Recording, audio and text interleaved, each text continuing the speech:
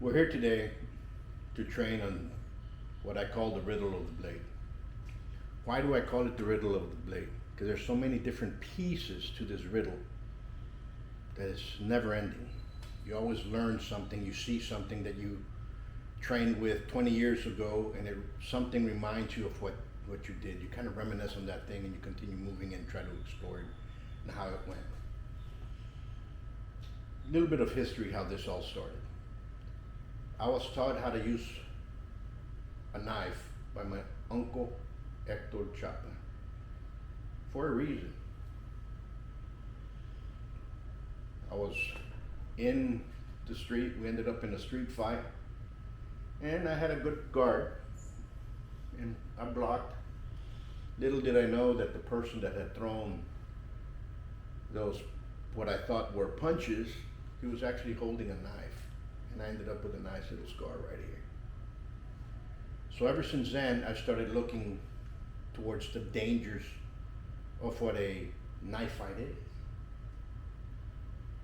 And Cipota Savate has blade work in it. And then I started training with John Ayers in Aiki and Aiki Jits and Yaido, and I had a tremendous instructor that was my mentor, Keith C., which was coming out of Kempo, and then he used to use bits of Kempo with a blade. So it opened up my eyes a little bit more of how it was, and I would always cross-reference with my uncle, Isidro Chilo Chapa, who taught me, Cipota, taught me how to fight. And then he taught me the other patterns that existed within that fighting system. 1994, I co-named two words, two phrases. One, the riddle of the blade, and what we teach. And second, sacatripas. The blade is called sacatripa. What we teach is called sacatripas. And I would use that because of philosophy of how it was. The impression of when I was 15 years old, I saw two individuals fight. And one had a sacatripa in his hand, and he had disbowed two individuals. That was in Old Laredo, Mexico, in the fair. So I knew how a blade works in the street, what a street fight is, and what a knife fight is, and how dangerous it is. We're gonna go with something with what happens to the guy comes out and stacking blades. If I see a blade, most people are gonna threaten me with it. Okay? The ones that want to take you out, I'm gonna show it to you. They're gonna stab you. So he has a blade. Okay? All right? There's two things. One, he brandishes it. Okay? And one, he's coming with it. Right? So I'm here talking. I don't have it out. It's not West Side Story. Okay? Okay? So as it comes in and it's what it is. Okay? Understand? Okay? Yes or no? Yes. Okay? From the time. When I went to France and I started learning, there was a lot of blade work done in France. There were certain grips that we had, certain ways we moved. And when the formation of Danse de Rue Savate came of age, you started learning the blades at Red Glove. Why at Red Glove? That's 3 years down into training. Why are you waiting 3 years to teach somebody how to use a blade, how to use that? Because it's dangerous. And my uncles told me this. I'm teaching you something that's very deadly. And you have to have respect. Respect has to come from that. You have to understand that once you carry a blade, once you have a knife, you can't be pulling it out because of anger or because somebody told you something. There has to be morals within it. That's why I say there's so many different parts to this riddle. Today we're working on a dagger, double-edged. that is now legal in the state of Texas. But before, you couldn't have double-edged knives. Before, you couldn't carry a Bowie. Now you can. Before, you couldn't. What the Savate has blade work in it. And then I started training with John Ayers and Aiki Jits and Yaido, and I had a tremendous instructor that was my mentor, Keith C., which was coming out of Kempo, and then he used to use bits of Kempo with a blade. So it opened up my eyes a little bit more of how it was, and I would always cross-reference with my uncle, Isidro Chilo Chapa, who taught me Cipota, taught me how to fight. And then he taught me the other patterns that existed within that fighting system. 1994, I co-named two words, two phrases. One, the riddle of the blade, and what we teach. And second, sacatripas. The blade is called sacatripa. What we teach is called sacatripas. And I would use that because of philosophy of how it was. The impression of when I was 15 years old, I saw two individuals fight. And one had a sacatripa in his hand, and he had disbowed two individuals. That was in Old Laredo, Mexico, in the fair. So I knew how a blade works in the street, what a street fight is, and what a knife fight is, and how dangerous it is. And later on, and carry a straight razor, now you can. Before you couldn't carry a switchblade, now you can. The laws changed. Before, you had, in the penal code, it was 5.5 inches, whether it was fixed or folding. That was the only thing you could carry. Does that mean I'm going to be walking around the streets carrying a sword and a Bowie knife and an axe and everything because the law says I can? Listen, you're gonna end up inside the mind of a police officer that thinks that you're very hostile, and they're gonna make up any ruling, any law. They're gonna harass you. And why are you putting yourself into that? We have a lot of good police officers, but we have also very bad ones. So you have to be very careful. What I'm gonna teach today is gonna come off just like in hand form 1, that you're here and you go 1. And the first part of hand form 1. The draw. I see a lot of knife fighters, knife instructors, systems out there that teach you with a blade in hand, 2 blades, a shield, a blade. Oh man, it's beautiful, right?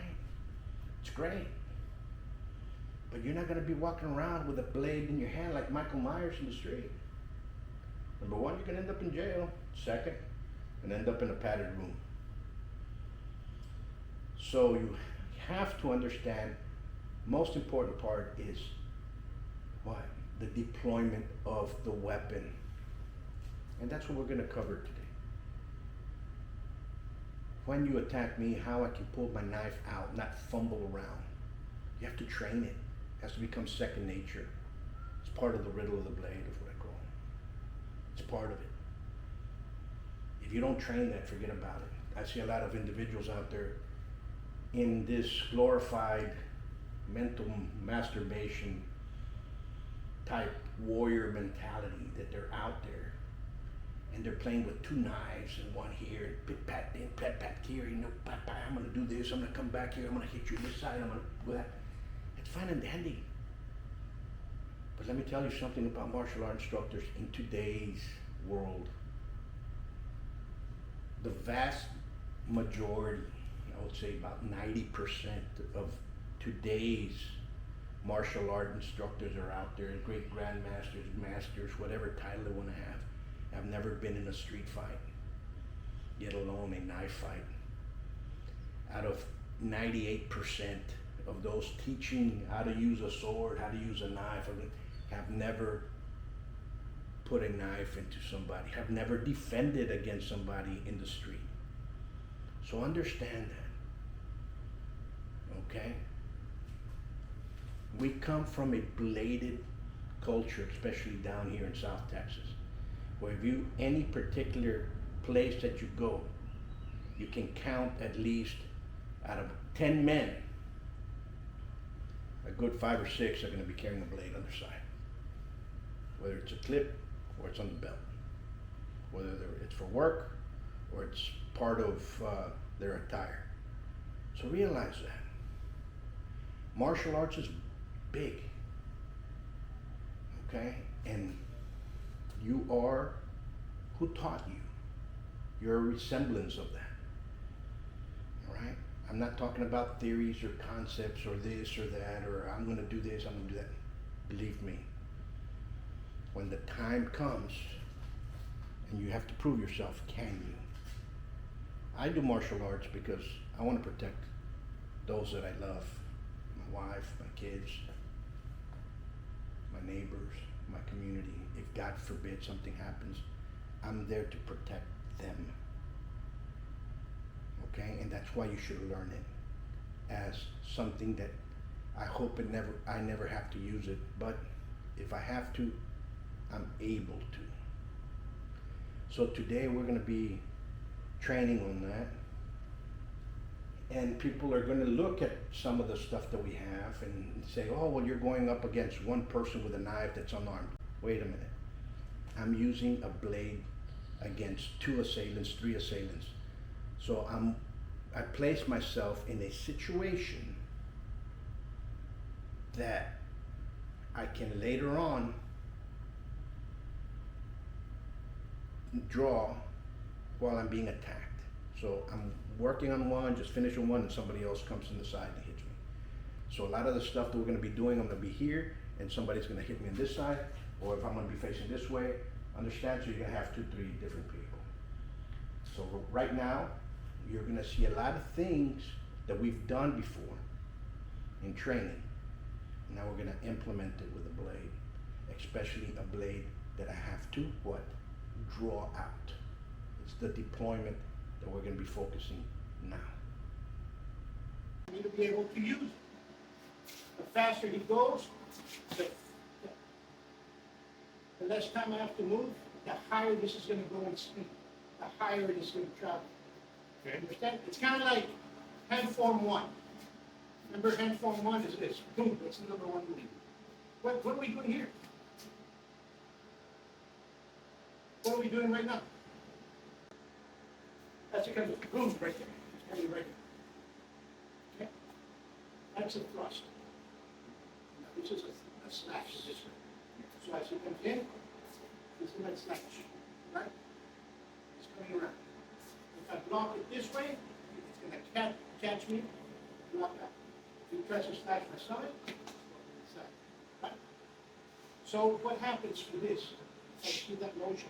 If I move back, more likely he's going to come back. Okay? As he comes back, I step back, all I'm doing is bringing it back. Push back. And he grabbed. And we're fighting, and all of a sudden I go in, boom, he grabbed. Okay? Sir, I have a question. I've been to many different knife stores, and I see different knife designs. I see the Bowie knife, I see the Tonto blade, I see curved blades. What do you recommend as a good fighting knife design? That's a very good question, and I want this to be on record. Any blade that you have is going to be a blade that's going to be able to defend you. Okay? There's a lot of blades that are done over the years because of combative reasons. Okay? There were some specific blades that were used for that. You mentioned the Tonto. The Tonto is a design of Japanese, the samurais used to use it with their small utility knife, basically what it was. And it was, some of them carried 3, some of them carried 2, some of them carried 4, depending on how they were, but a Tonto was a smaller blade that basically Japanese would carry. And it is a very great knife. Combat knives, I go with the Fairbane, the commando knives or stikes that he built back then, the Fairbanks Stikes commando knife. That's what it's for. It's for eliminating sentries. The boy blade it's a great weapon of Texas. Been one that was most of the West. Most people designed after James Bowie designed a type of long blade of that nature. There's a lot of great blades that you can carry for that purpose. There's a difference between combat, as you said, and self-defense, and utility, and so on and so forth. So I'm gonna take the self-defense route. Any blade